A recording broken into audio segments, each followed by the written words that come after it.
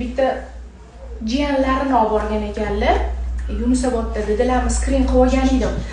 Голосовой qilib yozib olib qo'yaman dedim. Bizdan meni jiyanimni massajistga DTP dedi. Mana chanoqson bo'g'imi, mana diagnozimizni o'qib bering, DTP mi deyapti. DTP degani детский церебральный паралич.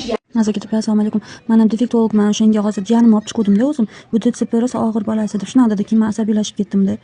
DTP boshqa narsa edi desam, yo'q, bu boshqa narsa, boshqachasi yengil deb shunaqa dedi. Asabiylashib muzlab ketdim-da.